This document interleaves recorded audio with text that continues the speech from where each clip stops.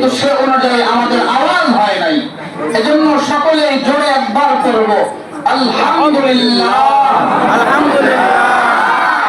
আলহামদুলিল্লাহ হলো কালিমাতুশ শুকর। এই শব্দের মাধ্যমে শুকরিয়া আদায় করা হয়, কৃতজ্ঞতা জ্ঞাপন করা হয়।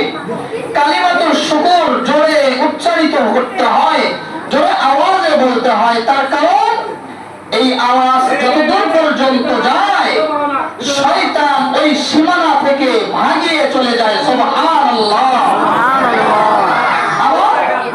এই কালিমাতুশ শুকর যত দূর পর্যন্ত আওয়াজ যাবে, আমি আর আপনি আলহামদুলিল্লাহ বললাম, যত দূর পর্যন্ত আওয়াজ যাবে এই পুরো জায়গাকে আল্লাহ পাক রহমত দ্বারা ভরপুর করে দেয়। সকলেই বলেন সুবহানাল্লাহ।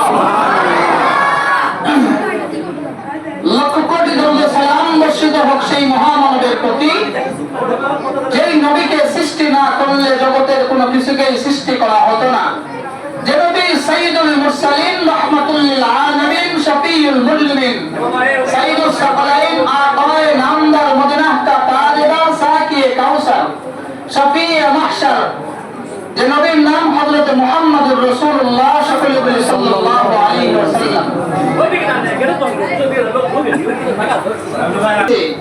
1447 হিজরির আরবি মাস শাবান মাসের 14 তারিখ রাত্রি চলতেছে। এই রাতকে পরিভাষায়, হাদিসের পরিভাষায় বলা হয় লাইলাতুন নিসফি মিন শাবান। আমরা আমাদের সামাজিক ভাষায় বলে থাকি শবে বরাত, বরাতের রাত্রি। গত জুমায় এই বিষয়ে আমি সংক্ষিপ্ত আকারে কিছু আলোচনা করেছিলাম। আমার চিন্তা চেতনা এমন, যে বিষয়ে আলোচনা হবে মানুষ সামনে 1 ঘন্টা বসে থাকবে, সে পরিচিত ভাষায় নিয়ে যেতে হবে। তার কারণ আমি আপনি এই যে বাইতুল আযম জামে মসজিদে 8:30টার সময় বসছি, হয়তোবা 1 ঘন্টা 1.5 ঘন্টা সময় আলোচনা চলবে। বাসায় ফেরার পরে যদি আপনার স্ত্রী, আপনার ঊর্ধ্বতন কর্মকর্তা, পিতামাতা জিজ্ঞাসা করেন যে এতক্ষণ সময় তুমি কই ছিলে, আমি আপনাকে উত্তর দেব যে মসজিদে ছিলাম। যদি আবার পাল্টা প্রশ্ন আসে যে মসজিদে কি করলে, আপনি বলবেন হুজুর ওয়াজ করেছেন, আমি শুনে আসলাম। যদি জিজ্ঞাসা করেন কি বিষয়ে ওয়াজ করেছেন, কি বলেছেন, আমি কি বলবো? এজন্য আপনারা মনোযোগী হন।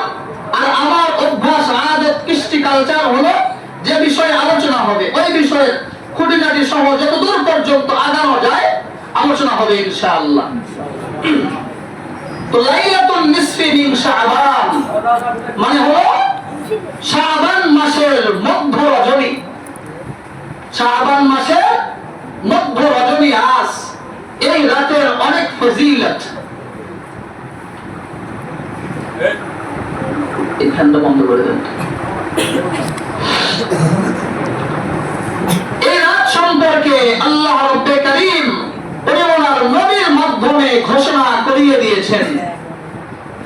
আল্লাহর নবী সাল্লাল্লাহু আলাইহি ওয়া আলিহি ওয়াসাল্লাম বলেন, ইযা কানাত লাইলাতুন নিসফি মিন শাবান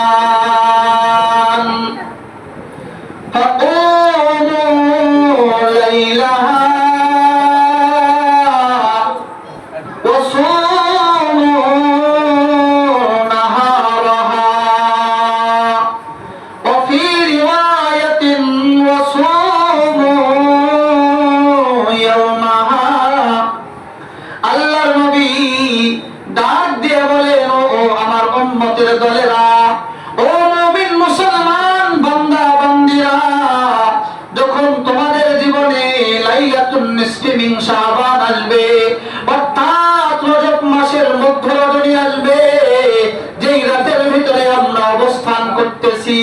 আল্লাহর নবী দুটো কর্মসূচি আমাদেরকে দিয়েছেন।